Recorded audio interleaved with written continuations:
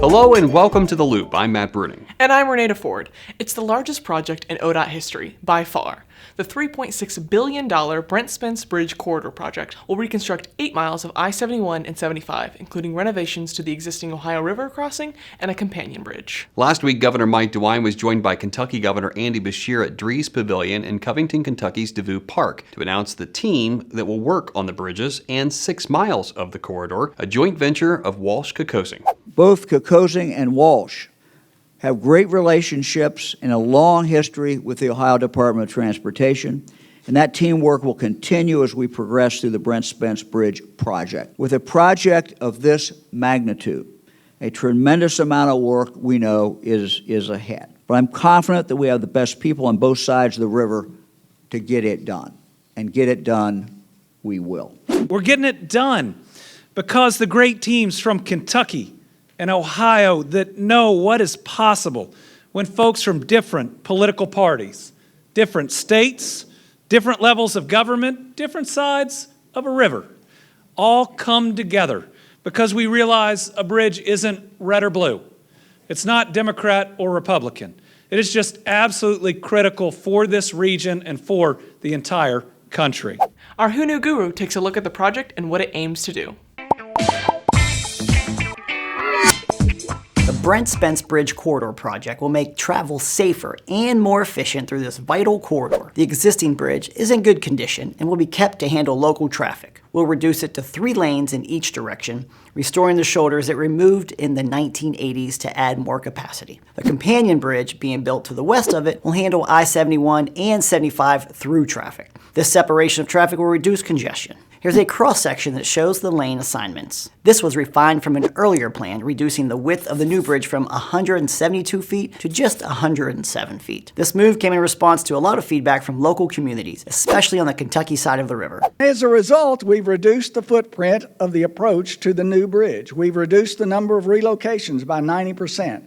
Added noise walls and noise visual screening walls that exceed Kentucky's requirements. They have all been based on community feedback. And we're adding a new stormwater management system to reduce flooding and sewer overflows from the highway runoff. Thank you, Secretary Gray. Actually, Ohio has been separating highway runoff from I-75 from the storm sewer system since 2011, and this project will continue that. This prevents overflows into Mill Creek and ultimately the Ohio River. Now look, at the end of this project, the result is safer and more reliable travel for cars, trucks, and more than 200 trips by public transit buses on the bridge each day. Who knew? Thanks, Dave. ODOT Director Jack Marchbanks noted that the project also opens up a wide range of opportunities for a broad group of people to take advantage of, from laborers to companies of all sizes. Inclusion on this project is going to include job training and the inclusion of small businesses, women-owned businesses, minority businesses, veteran-owned businesses. This project can change lives. Other community benefits in Ohio include reclaiming around 10 acres of developable land in Cincinnati.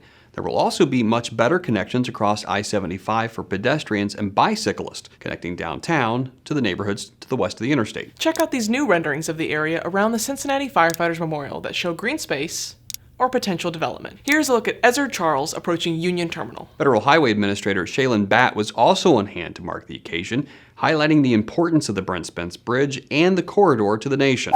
There's 160,000 vehicles a day on this bridge, $2 billion of freight that is moving back and forth. So this is not a nice to have, this is a critical investment. And that's why I always view transportation spending not as government spending, but government investment.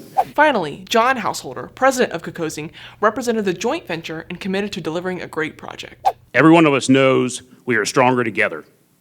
Our design build team will leverage our combined strengths in regional personnel, equipment, facility resources to deliver this project safely, on time, and on budget.